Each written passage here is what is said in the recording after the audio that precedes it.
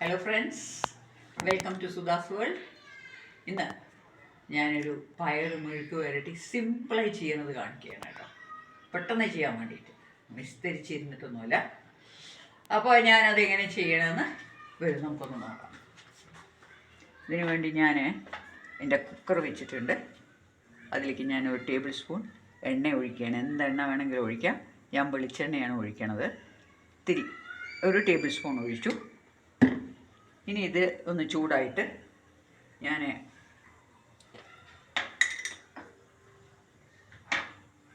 ഒരു അര ടീസ്പൂൺ കടുക് ഇടുകയാണ്.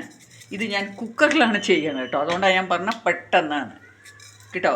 ഇതിങ്ങനെ ചെയ്യുമ്പോൾ നല്ലൊരു ടേസ്റ്റാണ്. അതെന്താ കാരണം ഞാൻ പറയണമെന്ന് വെച്ചാൽ, ഞാൻ ട്രൈ ചെയ്ത് നോക്കിയപ്പോൾ ആ കുക്കറിൽ ചെയ്യുമ്പോൾ പയർ ഉള്ളി എല്ലാം നന്നായി ഒന്ന് മിക്സായി ഒരു നല്ല സോഫ്റ്റ്നെസ് കിട്ടും. അപ്പോൾ ഇപ്പം ഞാൻ കടുക് ഇട്ടു. ചെറിയൊരു മണത്തിന് വേണ്ടിയിട്ട് 2 ഉഴുന്നുപരിപ്പ്. ഇത് വേണ്ടവർക്ക് ഉപയോഗിച്ചാൽ മതി, വലിയ നിർബന്ധമൊന്നുമില്ല. ഒരു മണം കിട്ടാൻ വേണ്ടിയിട്ട്. ഇതിൻ്റെ കൂടെ ഒരു 4 പച്ചമുളക്. ഇതിന് ഞാൻ മുളക് പൊടി ഉപയോഗിക്കുന്നില്ല, എരിവുള്ള മുളകാണ്. മെഴുക്ക് വരട്ടിയും കൂടിയാണ്. എല്ലാവരും ഇങ്ങനെയാണോ ചെയ്യണമെന്ന് എനിക്കറിയില്ല. പക്ഷേ അതിൻ്റെ കൂടെ ഒരു 4-5 ചതച്ച വെളുത്തുള്ളി. ഈ വെളുത്തുള്ളി പയറിൻ്റെ കൂടെ ചേർക്കുന്നത് നല്ലതാണ്. പയർ ഉപ്പേരിയൊക്കെ കഴിക്കണവർക്ക് ഗ്യാസൊക്കെ കാണും, അപ്പോൾ അതൊന്നും ഇല്ലാതിരിക്കാൻ നല്ലതാണ് ഈ വെളുത്തുള്ളി. അതിൻ്റെ കൂടെ ഞാൻ ചേർക്കുന്നത് ഒരു മീഡിയം സൈസ് ഉള്ളി. ചെറിയ ഉള്ളിയും ചേർത്തിട്ടാൽ നല്ല ടേസ്റ്റായിരിക്കും. ഞാനിപ്പോൾ വേഗം ചെയ്യുന്നതുകൊണ്ട് വലിയ ഉള്ളിയാണ് ഇട്ടിരിക്കുന്നത്. ഇത് നന്നായി ഒന്ന് വഴറ്റുക.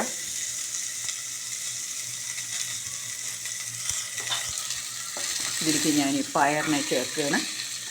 ഇതാണ് അച്ചിങ്ങ എന്ന് പറയുന്നത്. നമ്മുടെ നാട്ടിലൊക്കെ പയർ എന്ന് തന്നെ പറയുക. ഇതിട്ടിട്ട് ഞാൻ ലേശം, ഞാനിപ്പോൾ കല്ലുപ്പാട്ടോ ഉപയോഗിക്കണം, അതുകൊണ്ട് ലേശം ഇട്ടു. അതിടുമ്പോൾ സൂക്ഷിക്കുക, കുറച്ച് ഉപ്പ് കൂടാതിരിക്കണം. എന്നിട്ട് ഞാൻ ഇതിലേക്ക് ലേശം ഒരു ടീസ്പൂൺ വെള്ളം, വളരെ കുറവ് വെള്ളമാണ് ഉപയോഗിക്കണം. ഇനി ഇതിലേക്ക് മഞ്ഞൾ ചേർക്കുന്നത് വളരെ നല്ലതാണല്ലോ. എന്തായാലും ലേശം മഞ്ഞൾ അത് ചേർത്തു. ഇപ്പം തന്നെ വെള്ളം വലുതായിട്ടൊന്നും അതിലില്ല, നനഞ്ഞോളൂ. വെള്ളം നല്ലോണം കുറഞ്ഞു. ഇനി ഞാനിതിനെ ഒരു നല്ല കുക്കറിൻ്റെ മൂടിയിട്ടിട്ട് അടയ്ക്കാൻ പോവുകയാണ്.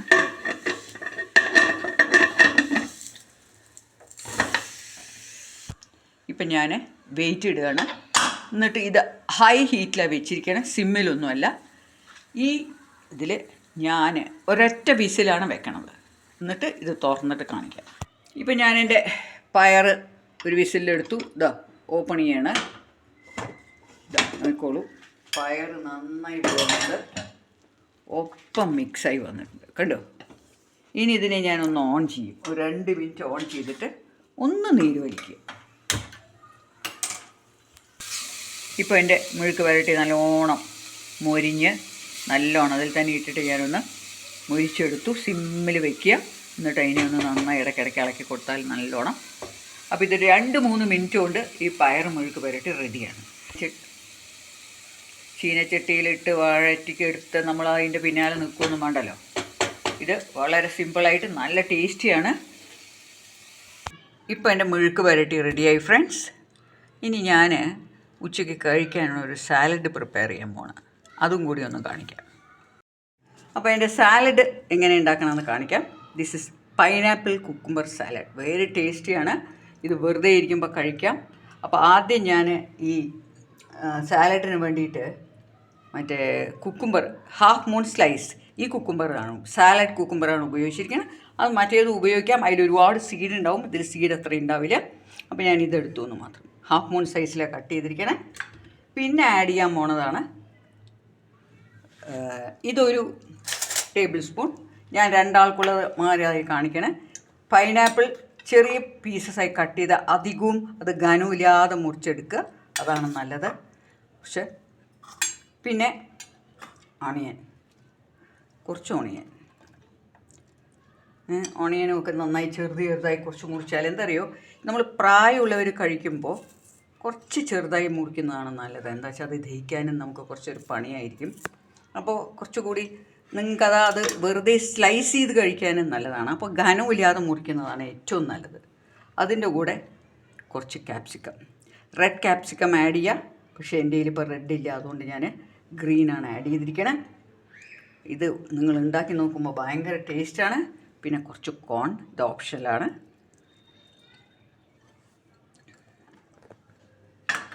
പിന്നെ ഇതിൻ്റെ കൂടെ ഞാൻ അവസാനം ഇപ്പം ഞാൻ എന്തൊക്കെ ആഡ് ചെയ്തറിയോ, ഇതിൽ pineapple, cucumber, capsicum and then onion and കോൺ.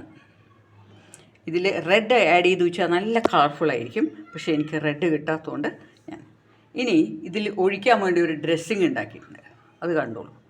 ഇതെന്താ വെച്ചാൽ ആദ്യം ഒരു 1/2 ടീസ്പൂൺ വിനിഗർ,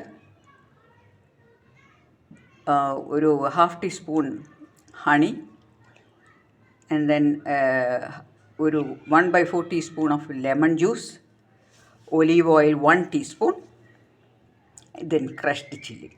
ഇതാണ് അതിൻ്റെ എരിവ് കൊടുക്കുന്നത്. ഇത് ക്രഷ് ചെയ്തിട്ട് അങ്ങനെ ഇടുന്ന ചില്ലിയാണ് നമ്മൾ.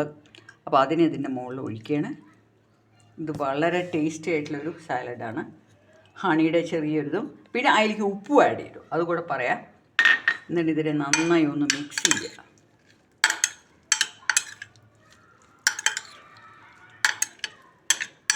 റെഡും ഗ്രീനും ഇട്ടാലും നന്നായിരിക്കും. ഏത് ബെൽ പേപ്പർ എൻ്റെ ഇത് ഉള്ളതുകൊണ്ട് ഞാൻ ഉണ്ടാക്കുകയാണ്. പൈനാപ്പിൾ ഇപ്പം നന്നായി കിട്ടുന്നുണ്ടല്ലോ, നല്ല ടേസ്റ്റാണ് ഇത് പൈനാപ്പിൾ സാലഡ്. ഇനി അതിൻ്റെ മുകളിലേക്ക് കുറച്ച് മല്ലിയില, കൊറിയാണ്ടർ ലീവ്സ് കൂടി ഇടുക.